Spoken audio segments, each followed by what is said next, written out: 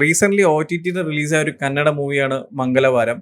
ഈ ഒരു movie already theatre release ഉണ്ടായിരുന്നു. പക്ഷേ ഒരു വൈഡ് റിലീസ് ഇല്ലാത്തതുകൊണ്ട് തന്നെ ഞാൻ ഈ ഒരു മൂവി തിയേറ്ററിൽ നിന്ന് മിസ് ചെയ്തിട്ടുണ്ടായിരുന്നു. പക്ഷേ ഇപ്പോൾ OTT വന്നു കണ്ടായിരുന്നു. ഒരു നൈസ് മൂവി, എനിക്ക് ഇഷ്ടപ്പെട്ടു. ഈ ഒരു മൂവി എന്ന് പറയുന്നത് ഒരു ക്രൈം ഹൊറർ ത്രില്ലർ സെഗ്മെന്റിൽ വരുന്ന ഒരു മൂവിയാണ്. ഈ ഒരു മൂവിയുടെ സ്റ്റോറി എന്ന് പറയുന്നത് ഒരു വില്ലേജിൽ ചൊവ്വാഴ്ചകളിൽ മാത്രം നടക്കുന്ന സീരീസ് ഓഫ് മർഡേഴ്സ്, അതിനെ ചുറ്റിപ്പറ്റിയുള്ള കാര്യങ്ങൾ, അല്ലെങ്കിൽ അത് എന്തുകൊണ്ടാണ് നടക്കുന്നത്, അല്ലെങ്കിൽ അതിന്റെ റീസൺസ് എന്താണെന്നൊക്കെ സംസാരിക്കുന്ന സ്റ്റോറിയാണ്. നമ്മൾ ഇതുപോലത്തെ ഒരുപാട് മൂവീസും സീരീസ് ഒക്കെ നമ്മൾ കണ്ടിട്ടുണ്ടെങ്കിലും ഈ ഒരു മൂവിയിലും അതേ കാര്യങ്ങൾ റിപ്പീറ്റേഷൻ ആയിട്ട് വരുന്നുണ്ട് ഒരു ഫസ്റ്റ് ഹാഫ് ഒക്കെ. പക്ഷേ ഒരു ഫസ്റ്റ് ഹാഫ് ഒക്കെ കഴിയുമ്പോൾ പെട്ടെന്നൊരു ചേഞ്ച് വരുന്നുണ്ട്, അല്ലെങ്കിൽ ഒരു മൂവിയുടെ എൻ്റയർ തീം തന്നെ ചേഞ്ച് ചെയ്ത് നമ്മൾ ഇതുവരെ ഇന്ത്യൻ മൂവീസിൽ അധികം കാണാത്ത ഒരു തീമിനെടുത്ത് സംസാരിച്ച് അത് നല്ല രീതിക്ക് തന്നെ പ്രസന്റ് ചെയ്ത് മുന്നോട്ട് കൊണ്ടുപോകുന്നുണ്ട്. സോ ആ ഒരു മെയിൻ കാര്യം വളരെ അടിപൊളിയായിട്ട് തന്നെ ഒരു സിനിമയെ കാണിക്കുന്നുണ്ട്. നമ്മൾ അധികം ഇന്ത്യൻ മൂവീസിൽ ആ ഒരു തീം കണ്ടിട്ടില്ല. നോൺ ഇന്ത്യൻ മൂവീസിലും സീരീസിലൊക്കെ നമ്മൾ ഈ ഒരു തീം ഒരുപാട് കണ്ടിട്ടുണ്ടെങ്കിലും ഒരു ഇന്ത്യൻ മൂവിയിൽ, അതും ഈ ഒരു മൂവിയുടെ സ്റ്റോറി നടക്കുന്ന 80s സോ ആ ഒരു 80s കാലഘട്ടത്തിൽ ആ ഒരു തീം എടുത്ത് സംസാരിക്കും, അല്ലെങ്കിൽ ആൾക്കാർ എങ്ങനെയാണ് അതിനെ കാണുന്നത്, അല്ലെങ്കിൽ അന്നുള്ളവർ അതിനെ എങ്ങനെയാണ് ഹാൻഡിൽ ചെയ്യുന്നതൊക്കെ വളരെ അടിപൊളിയായിട്ട് തന്നെ സിനിമയിൽ സംസാരിക്കുന്നുണ്ട്.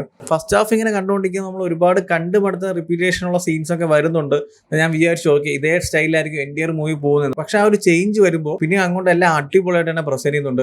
അല്ലെങ്കിൽ ക്യാരക്ടേഴ്സ് ആയാലും അവരുടെ സിറ്റുവേഷൻസ് ആയാലും അല്ലെങ്കിൽ ആ ഒരു എക്സിക്യൂഷൻ ആയാലും എല്ലാം അടിപൊളിയായിട്ട് തന്നെ ചെയ്യുന്നുണ്ട്. സോ ആ ഒരു പോയിന്റിന് ശേഷമാണ് എന്നെ മൂവി കുറച്ചും കൂടി അട്രാക്ട് ചെയ്തത്. കാരണം ആ ഒരു മെയിൻ സബ്ജക്റ്റ് ആണ് ഈ മൂവിയുടെ ഏറ്റവും വലിയ ഹൈലൈറ്റ് എന്ന് പറയുന്നത്. നമ്മൾ അധികം ഒന്നും ഈ ഒരു മൂവിയിൽ സംസാരിക്കുന്ന ആ ഒരു സബ്ജക്ട് ഇന്ത്യൻ മൂവീസിൽ കണ്ടിട്ടില്ല. നോൺ ഇന്ത്യൻ മൂവീസിൽ ഒരുപാട് കണ്ടിട്ടുണ്ട്. പക്ഷേ ഒരു ഇന്ത്യൻ മൂവിയിലോട്ട് വരുമ്പോൾ ഇതിൽ സംസാരിക്കുന്ന ഒരു സബ്ജക്ട് അധികം ഒന്നും യൂസ് ചെയ്യാത്തതുകൊണ്ട് തന്നെ ആ ഒരു സബ്ജക്റ്റിനെ ഒരു ഹൊറർ ത്രില്ലറിന്റെ കൂടെ ബ്ലെൻഡ് ചെയ്ത് നൈസായിട്ട് തന്നെ ഒരു മൂവിയിൽ പ്രസന്റ് ചെയ്തിട്ടുണ്ട്. സോ ആ ഒരു സീനൊക്കെ നൈസായിരുന്നു. പിന്നീട് ഈ മൂവിയിലെ ക്യാരക്ടേഴ്സിന്റെ പെർഫോമൻസ് ഒക്കെ എടുത്ത് പറയുകയാണെങ്കിൽ എല്ലാം നൈസായിടും, അല്ലെങ്കിൽ അത്ര ഗംഭീര പെർഫോമൻസ് അങ്ങനെയൊന്നുമല്ല. ലീഡായിട്ട് വരുന്ന ആൾക്കാരൊക്കെ നൈസായിട്ട് തന്നെ പെർഫോം ചെയ്തിട്ടുണ്ട്. ആ ഒരു സ്പേസിന്റെ അകത്ത് നിന്ന് ആ ഒരു ക്യാരക്ടറിനെ നൈസായിട്ട് തന്നെ പെർഫോം ചെയ്തിട്ടുണ്ട് എല്ലാവരും.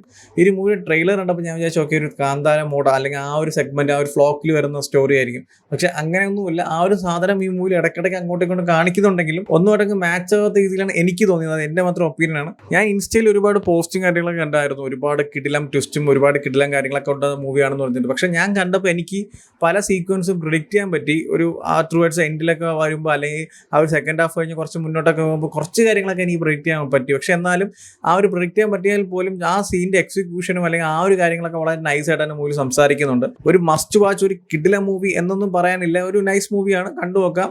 നൈസായിട്ട് തന്നെ ബാക്കിയുള്ള കാര്യങ്ങളൊക്കെ സംസാരിക്കുന്നുണ്ടെങ്കിലും അത്ര വലിയ കിടില മൂവിയായിട്ടൊന്നും എനിക്ക് തോന്നിയിട്ടില്ല.